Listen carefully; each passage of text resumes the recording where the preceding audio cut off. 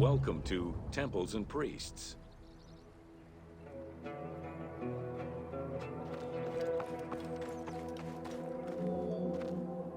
From its foundation, the city of Memphis favored worship of the god Ptah. The main temple of Ptah was known as Hutkaptah, meaning Palace of the Ka of Ptah. The name of the temple, translated into Greek as Aegyptos, would eventually evolve into the modern name Egypt.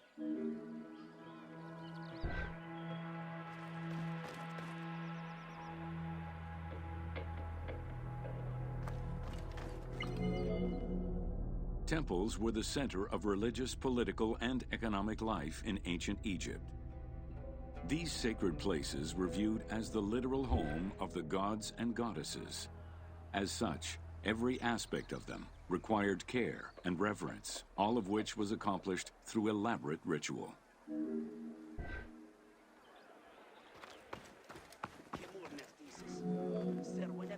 Located in the center of Memphis, the Temple of Ptah was the most prominent and imposing building in the city. The long walkway leading toward the temple, known as the Dromos, was guarded by rows of sphinxes. The entire sacred area was designed to keep the statue of the god protected, deep within the sacred enclosures that surrounded it.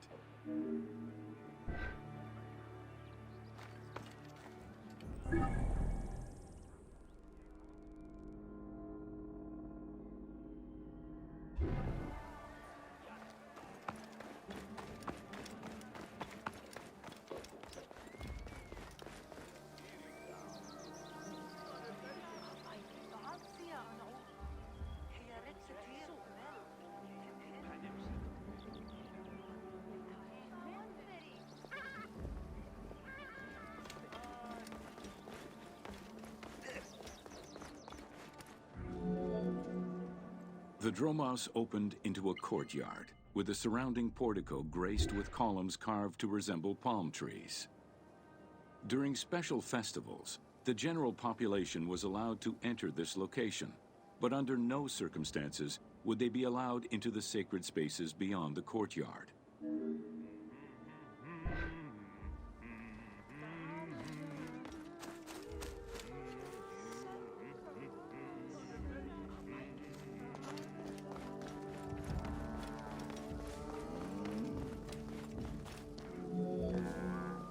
The Memphis Alabaster Sphinx was discovered in 1912, almost completely buried in water and sand. 8 meters in height and weighing in at roughly 90 tons, it is still mounted on its original pedestal. Though it is called the Alabaster Sphinx, it was in fact carved from common calcite rock, which is similar in appearance and texture to alabaster.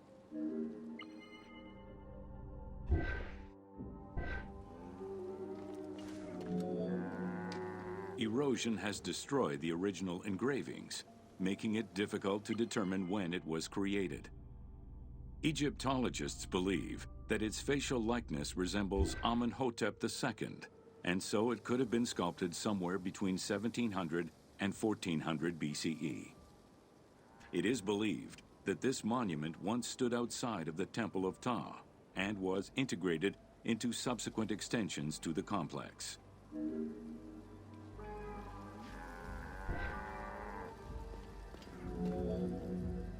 The size of the imposing sculpture reflects the importance it had to the temple during the New Kingdom. This Sphinx is one of the few remaining artifacts from the ruins of Memphis to survive.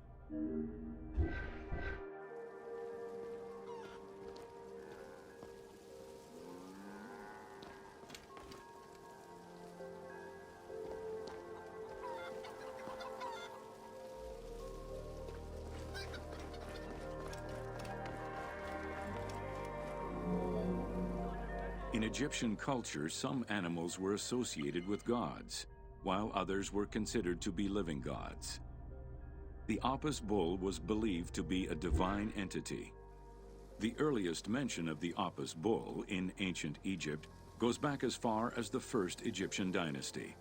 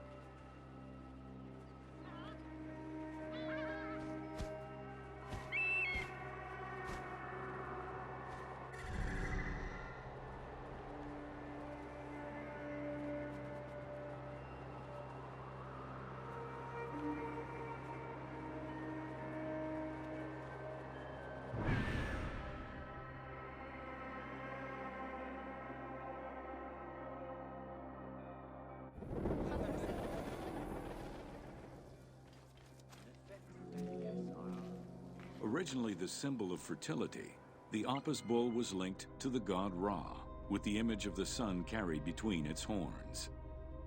Later it was associated with Osiris, the ruler of the underworld, thus becoming the funerary divinity Osiropis.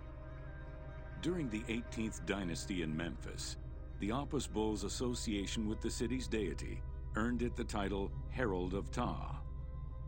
The Apis bull was so revered that even Alexander the Great, upon his arrival in Memphis, gave honor to Apis.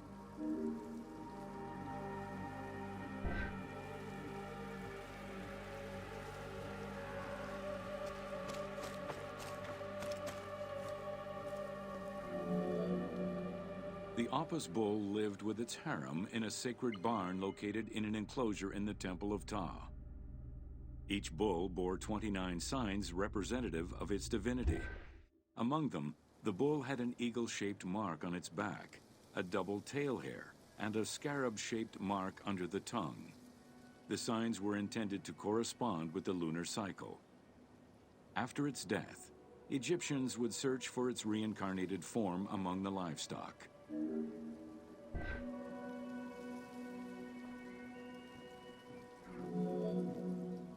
Like other living divinities, the mortal incarnation of the Apis bull was prayed to, and when it died, it was given a luxurious funeral, which included mummification. Until the reign of Ramses II, the Apis bulls were buried in individual graves in Saqqara. During the 26th dynasty, the bodies of the bulls were buried in enormous stone vats in the underground corridors of the Serapeum of Memphis.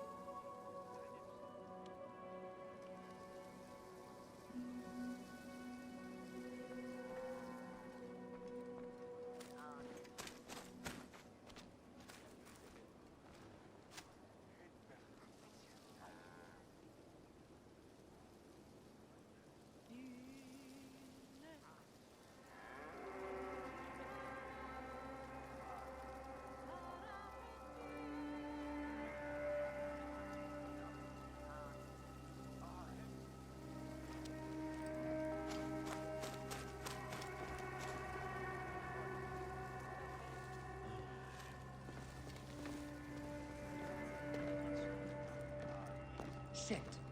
Mama in Gennemet. Neem een hoek aan goed en even recht.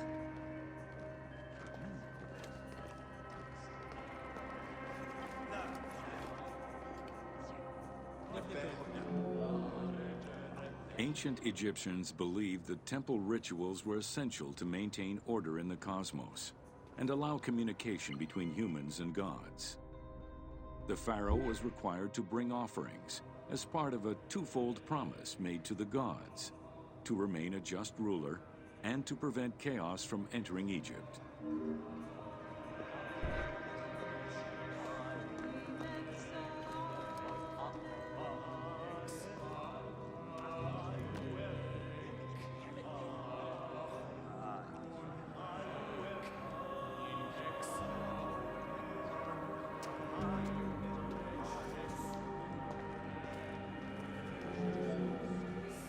details of the ceremonies found on temple walls provide a thorough overview of the stages of the daily ritual.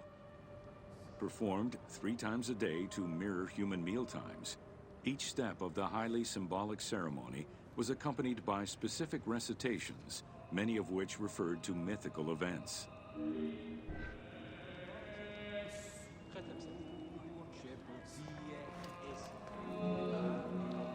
The high priest would first awaken the sleeping god with a chant. Then the seals of the shrine's doors were broken and the bolts drawn back. The act of swinging open the doors was a symbolic gesture where sight was granted to the deity. The priest would then bow and kiss the ground.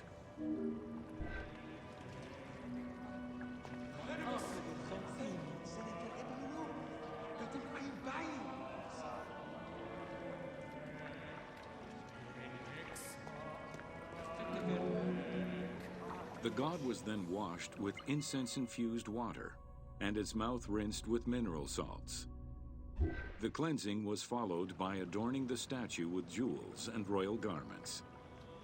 The final ritual required the priest to sweep away any footprints in order to prevent evil from approaching the god.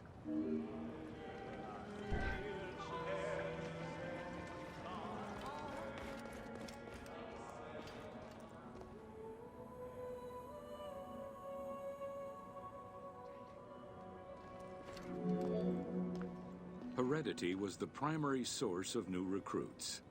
Rarely was an outsider allowed this position. At the top of the temple hierarchy was the high priest. Each temple dedicated to a god had at least one high priest devoted to its care and service. During the Ptolemaic dynasty, one family held the position of high priest in Memphis for almost 300 years.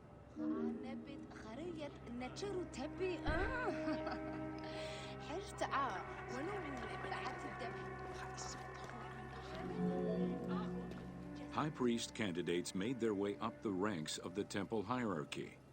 The one chosen to occupy the lofty position of high priest was usually confirmed by the pharaoh.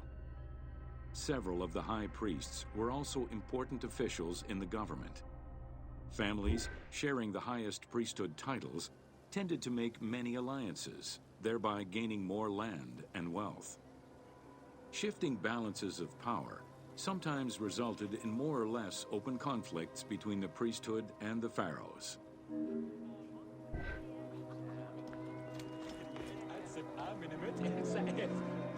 In the 21st dynasty, Thebes became the capital of an almost entirely theocratic government. The city was headed by king priests who spoke and governed in the name of the god Amun, in open opposition to the ruling pharaohs. These king priests caused a massive decentralization of power, known as the Third Intermediate Period.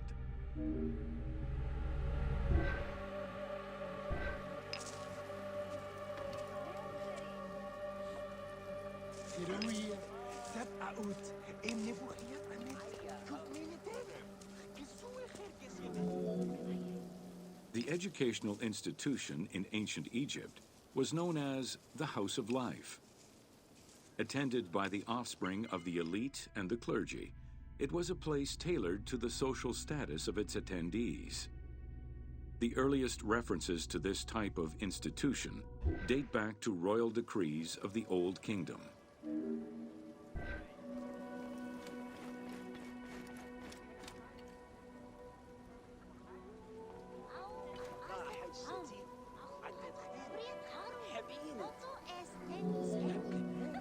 Only 2 known centers have been uncovered, one in the abandoned city of Akhetaten and one at the temple of Ramses II on the west bank of Thebes. Inscriptions uncovered in those locations mention the names and titles of people who were connected with the House of Life, such as a chief physician and many scribes. It is presumed that by the late kingdom, every temple had a House of Life.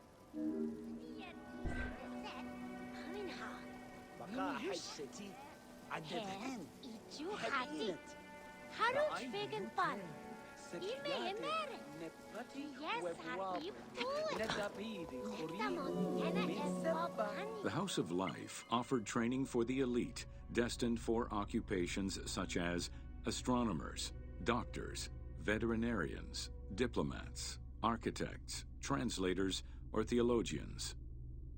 Some institutions focused on specific disciplines, making them a central hub for the country.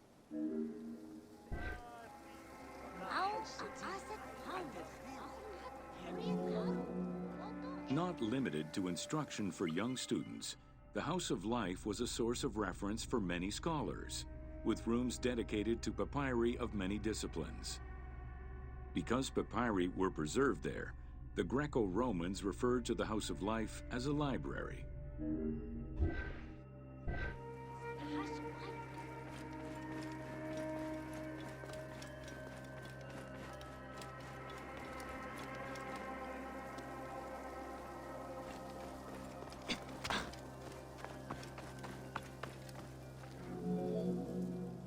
Ancient Egyptian economy was based on an unequal system of redistribution of goods. The state of Egypt collected the crops, and the temples distributed them throughout the provinces. Since the only people capable of counting and ensuring a fair redistribution were the educated scribes, this meant that the temples played a pivotal role in this process.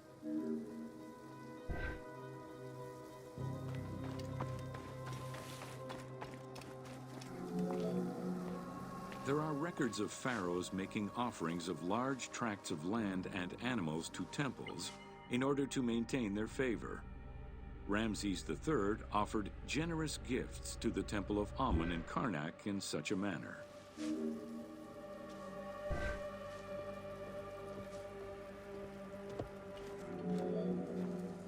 Palaces, warehouses, and granaries were built inside the temple compound to better control the redistribution of goods. The size of the recorded numbers of goods, combined with every other function filled by temples, only serves to confirm their might as economic, religious, and political centers of power within Egypt.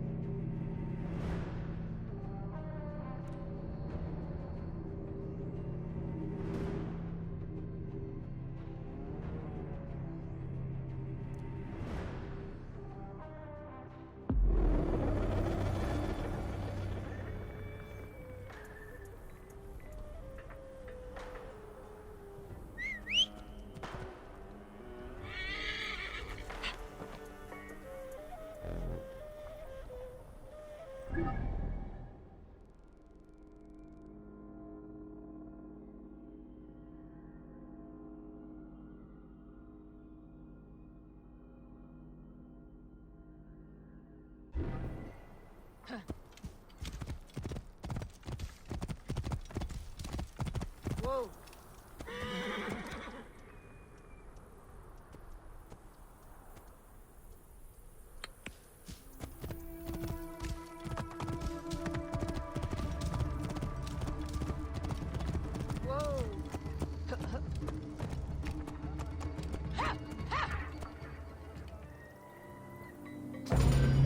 Welcome to Building Ancient Egypt.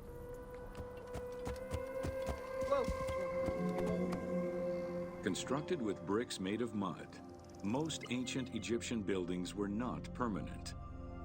Only religious temples and funerary monuments were meant to stand the ravages of time. For these very important structures, Egyptians used limestone, sandstone, and harder materials, such as granite, quartzite, and travertine. These heavy stone blocks were so prized that they were often transported from quarries located hundreds of kilometers away.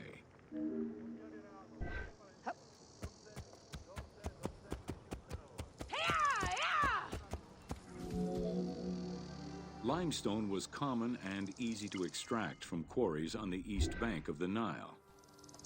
This particular limestone had marine fossils in it, however, preventing it from being easily decorated and polished. Used as the main building material, the structure would then be finished with a finer limestone that was polished smooth and decorated as needed. Limestone was used for the building of the first pyramids and for most of the religious buildings of the Old and Middle Kingdoms. Whoa. Ancient Egyptians preferred to use sedimentary rock beds or layers like sandstone and limestone because they were often easier to extract. The common method used to extract stone was the open pit quarry. Stonecutters would find quality stone, shape, and dig it out on site. Open pit quarries enabled many workers to work simultaneously on many blocks, which allowed for better productivity. Whoa. Workers would draw a large grid directly on the stone's surface, taking care to leave a space between the blocks. This allowed them to isolate the different blocks and create a trench that would make the extraction easier. Stoneworkers used iron chisels for hard rock and bronze or copper tools for softer rocks such as limestone. Removing material between each block created a trench line. In some quarries, that trench was wide enough to accommodate a worker, who would then cut the block entirely on site. For harder rocks like granite, workers cut a series of holes and hammered wooden wedges into them. They then soaked the wood until it swelled and caused the rock to split.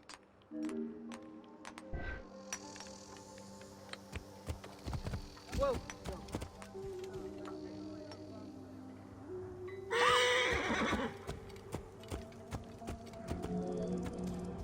The gallery extraction technique was used when the desired rock was buried under layers of rubble. This method was often necessary in order to find the whiter and finer limestone required for a smoother finish. The first step was for the stoneworkers to create an access pit that would allow them to reach the desired wall of stone. Once a wall of quality stone was exposed, workers could then cut out smaller blocks. This pit required a descending platform. Designed like a stairway, it allowed them to free multiple galleries of blocks.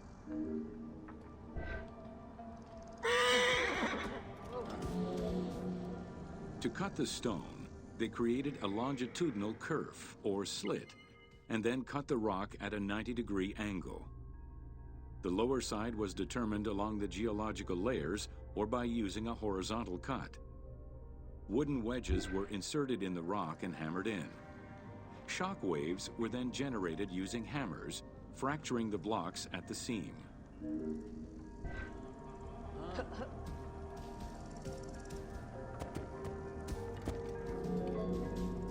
To maintain the stability of these mining pits over the course of quarrying, workers would leave support sections of unexcavated rock.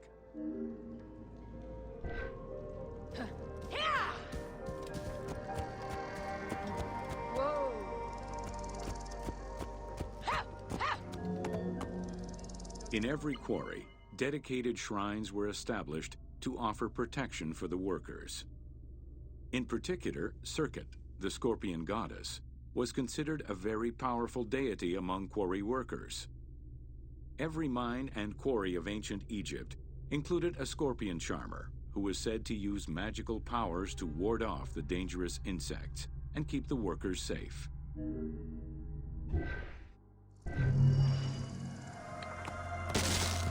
Whoa.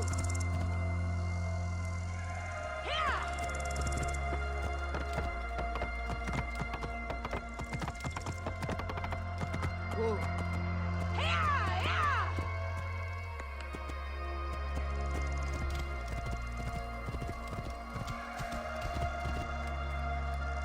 Whoa.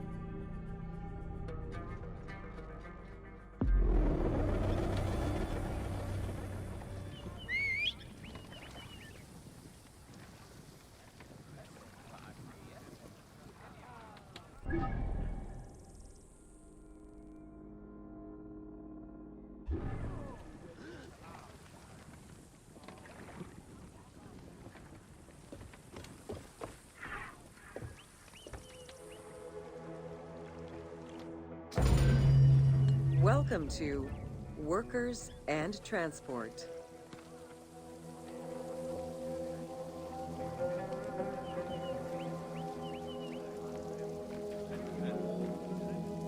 Whether workers were employed for the pyramid construction or at the quarries, the government supplied food and housing. Workers for the pyramids and royal necropolises were housed in more permanent villages, such as the famous Deir el-Medina. Quarry workers had more temporary lodgings. All skill levels were needed and utilized, from basic work hands to prepare the gypsum, to brickmakers and sand carriers, to skilled stonemasons to shape the blocks.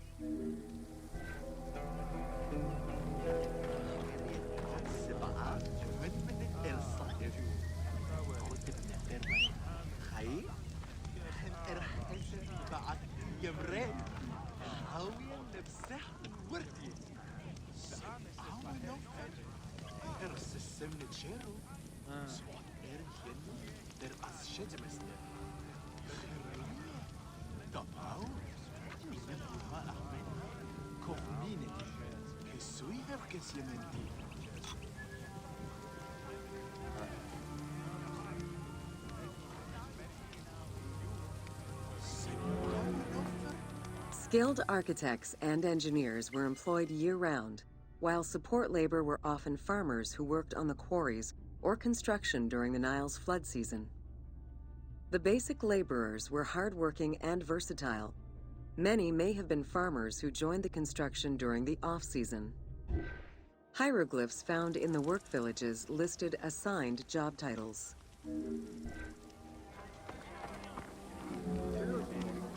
Archaeological research shows that no food was stored or prepared on site, but instead workers received abundant rations of bread, beer, and meat.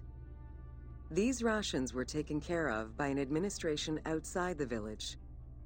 Medical treatment was also available for those who were injured.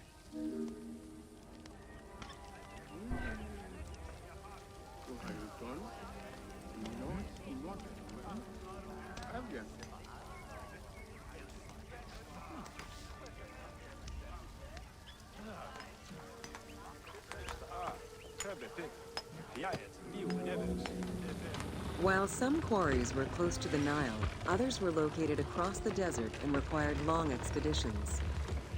These expeditions were sanctioned by the state.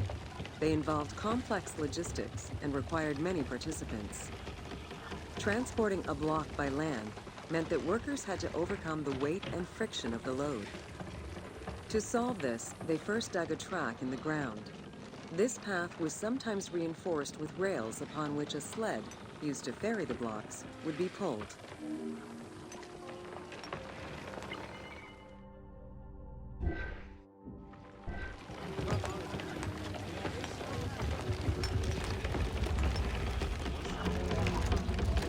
Whenever possible, blocks were toppled from a higher elevation onto the sled.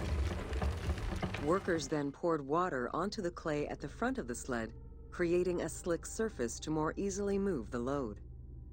It wasn't until the New Kingdom that animals were used to tow the burden.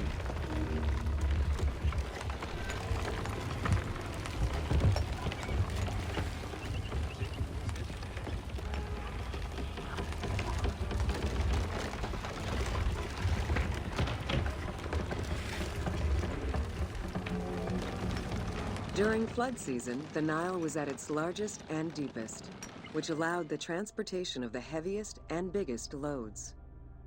Quarries close to the river had troughs dug out to deliver the stones to the shoreline. Harbors and wharfs situated at the river's edge allowed the transfer of materials and supplies. Harbor warehouses accommodated additional stocks of stone so that they were available for the winter sailing season.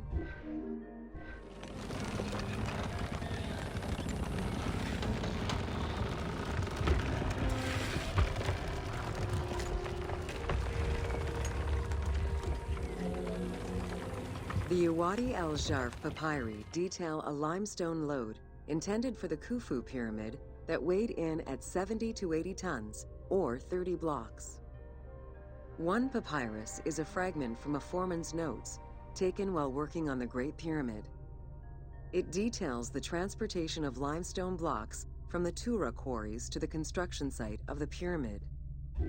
The other papyri are shipping logs containing archives of the sailors assigned to sail the Red Sea and the Nile.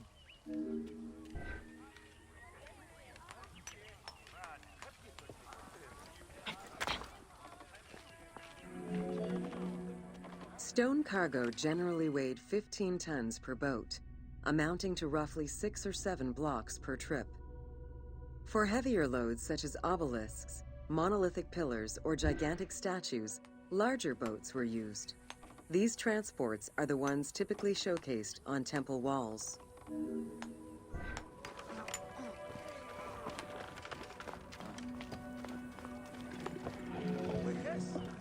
River transportation was the most efficient way to ferry stone blocks between the quarry and the construction site. Blocks were transported by flotillas of several types of boats.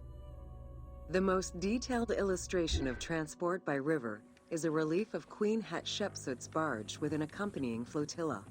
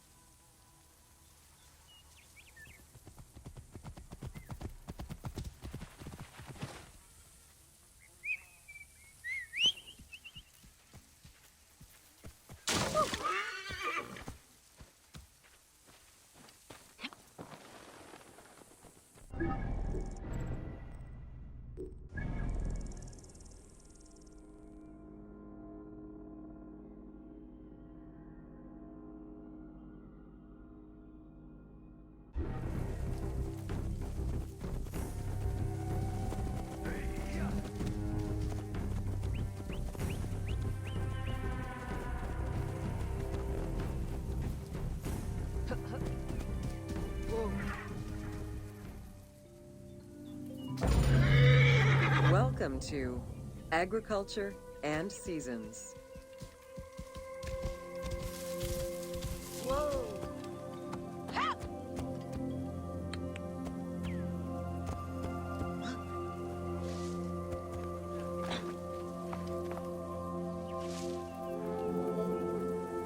While crops were cultivated in different oases around the desert, most of the arable lands were near the Nile. Two types of cereal grain were cultivated, barley and an ancient wheat known as emmer. These two key ingredients contributed in establishing bread and beer as the staple of the Egyptian diet and the basis of its economy.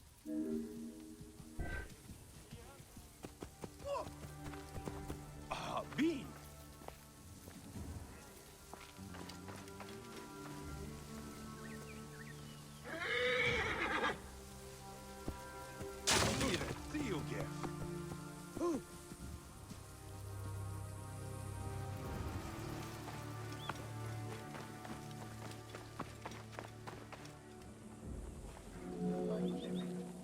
The Ptolemaic era created an agricultural revolution with the introduction of advanced agricultural techniques and new grain types such as rice, durum wheat, and pearl millet.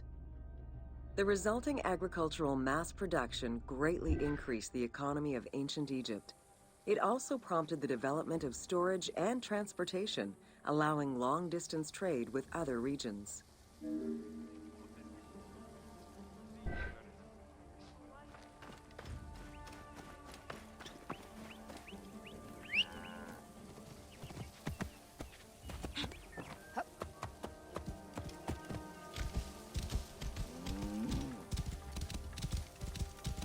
Whoa. Both bread and beer rations were part of a system of barter payment. The state used those goods to pay wages for those who worked in the quarries and at the construction sites. Beer was so important to ancient Egyptians, they had a goddess of beer brewing, Tenenet. Tenenet is seen in many paintings and sculptures with beer, and women are depicted as the primary beer makers.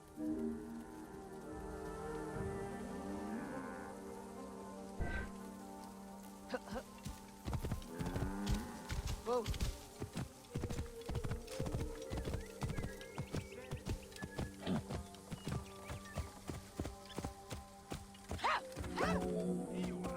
In order to increase agricultural production, fertile land was divided into plots and large agricultural villages were encouraged. The state and temples were the biggest landowners. Depending on the region, fertile land was managed by civil servants or rented to individuals. Ancient Egyptians relied on rudimentary tools for land cultivation. Soil was broken down with hoes, and wing plows were used to make furrows.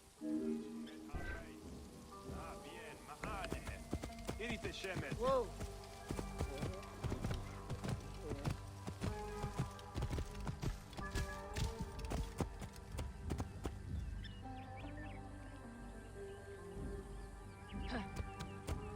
Whoa.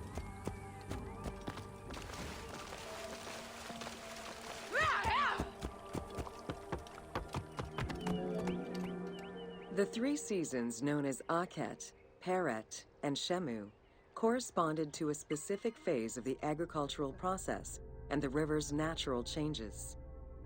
Akhet was the time of the flood, beginning with the appearance of the star Sirius in July. Peret was the time when lands were cultivated, plowed, and sown. This fell between October and November.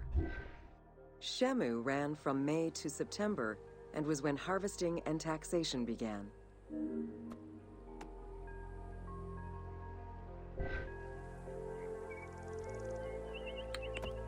Whoa.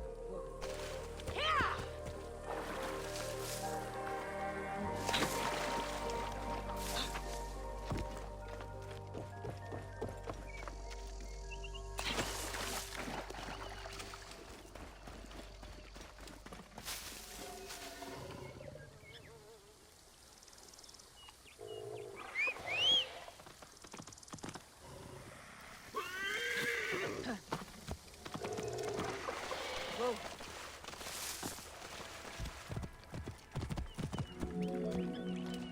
The pharaoh's duty was to uphold order against chaos and provide for his people. Priests and local governors also wanted to appear as protectors of the people. However, any variation in the Nile's seasons could cause water shortages. This had devastating consequences on wheat and barley crops. The pharaoh, administrators, and priests knew they needed to demonstrate their ability to prevent such a catastrophe from happening.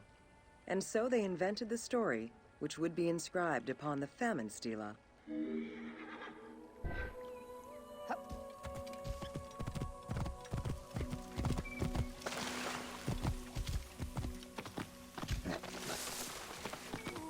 Whoa.